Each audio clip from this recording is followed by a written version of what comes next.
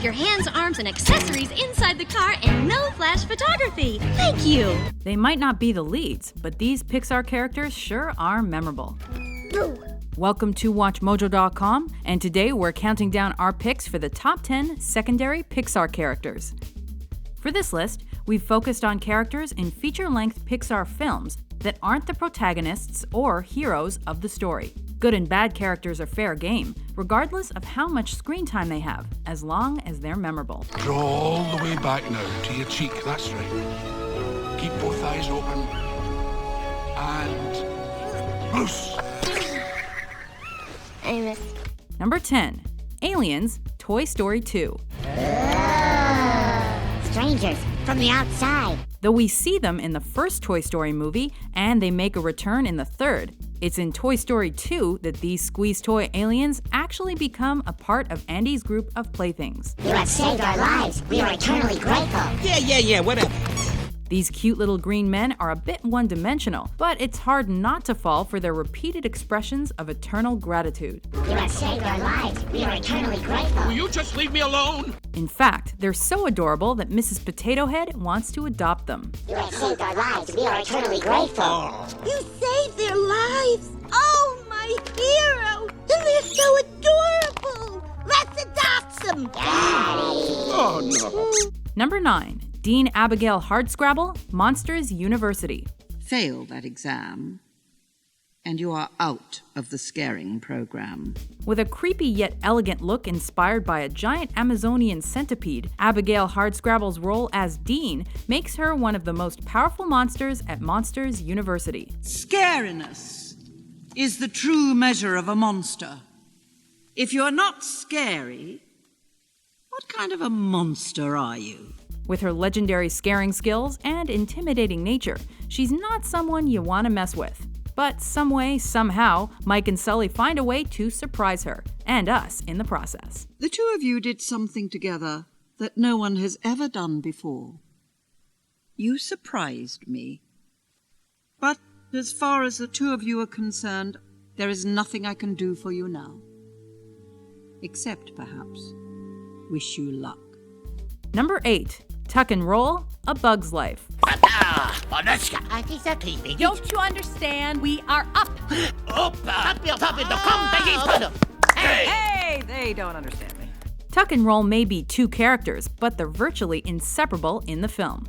Both voiced by Mike McShane, these mischievous pillbugs amuse themselves and moviegoers by mimicking other insects and laughing at their misfortune.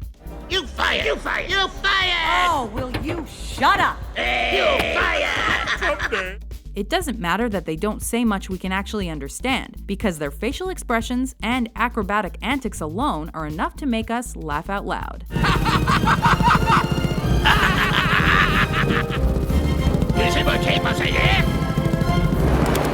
Number 7.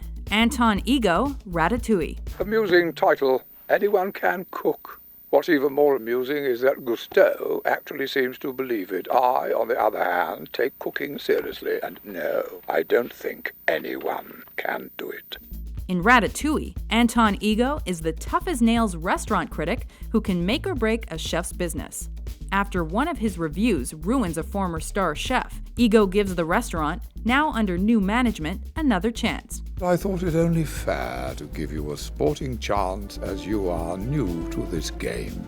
From his childlike wonder at the first bite, to his acceptance that the chef who won him over was a rat, to his subsequent flattering review, we're touched by Ego's transformation and realize there's so much more than meets the eye. Last night I experienced something new. An extraordinary meal from a singularly unexpected source. To say that both the meal and its maker have challenged my preconceptions about fine cooking is a gross understatement. They have rocked me to my core. Number 6. Ken, Toy Story 3. Hi, I'm Ken. Barbie, have we ever met? I would have remembered. Love your leg warmers. Nice ascot. Mixing comedy, drama, and action, the third film in the Toy Story franchise contains several grown-up moments, thanks to the heavily metrosexual Ken doll. You're not a toy. You're an accessory. You're a purse with legs. Ow! In addition to the innuendos with Barbie, the toy's new tour guide also had us rolling on the floor while modeling his room full of clothes in the dream house.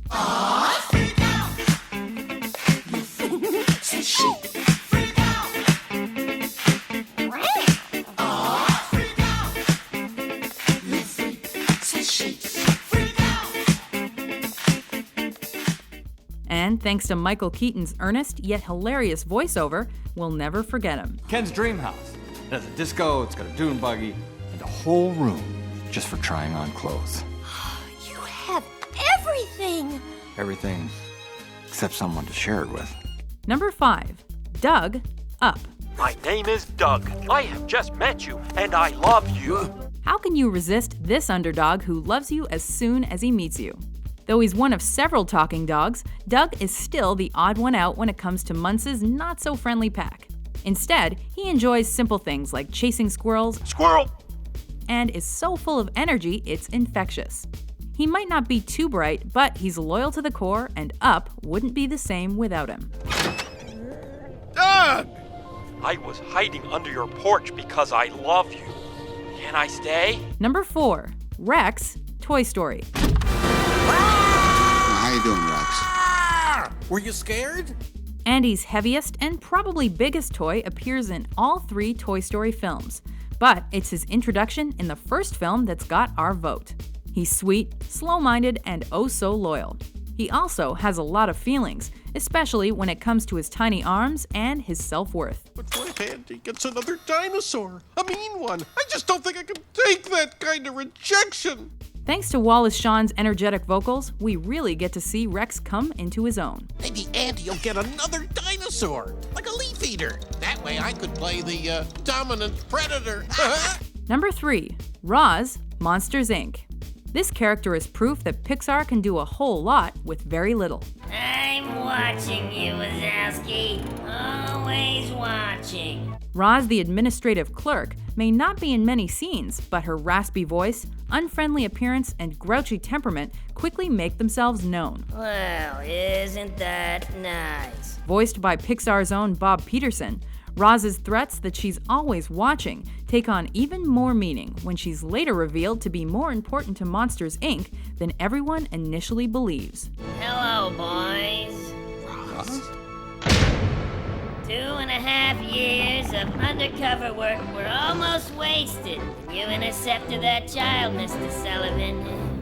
Of course, without your help, I never would have known that this went all the way up to Water News. Number 2. Edna Mode, The Incredibles. Weren't you just in the news, some show in Prague? Milan, darling, Milan. By mixing superheroes, comedy, and computer animation, Pixar attained massive box office success and multiple accolades with The Incredibles. While the film's been praised for its maturity, it also offers its share of laughs, with this over-the-top costume designer leading the charge. What is it? Who are you? What do you want? Oh my God, you've gotten fat. Come in, come. Edna Mode may be a woman, but thanks to director Brad Bird's candid yet fabulous voiceover, she's truly incredible. This is a hobo suit, darling. Now you can't be seen in this. I won't allow it. 15 years ago, maybe, but now... What do you mean? You designed it. I never look back, darling. It distracts from the now. Before we unveil our number 1 pick, here are a few honorable mentions. You tell me what my suit is, woman! We are talking about the greater good! Greater good? I am your wife. I'm the greatest good you are ever gonna get. Of course Woody ain't worried. He's been Andy's favorite since kindergarten. So, what brings you on this fine day to the EAC? Number 1. Dory, Finding Nemo. Hey, I've seen a boat. You have? Uh-huh, and it passed by not too long ago. A white one? Hi, I'm Dory. Dory's such a beloved character in the Pixar canon that she's the focus of the Finding Nemo sequel. With her very short-term memory and heart of gold, she brings the biggest laughs to this tale of a father's search for his son. Maybe he only speaks whale. Dory. What are you doing? What are you doing? As add Ellen DeGeneres' irreplaceable comedic timing, and Dory's role in reuniting Marlin with Nemo, and this Pacific Regal Blue Tang is at the top of our list. I look at you and I'm home. Please. I don't want that to go away. I don't want to forget. Do you agree with our list? Who's your favorite secondary Pixar character? With new top 10s published every day, be sure to subscribe to WatchMojo.com.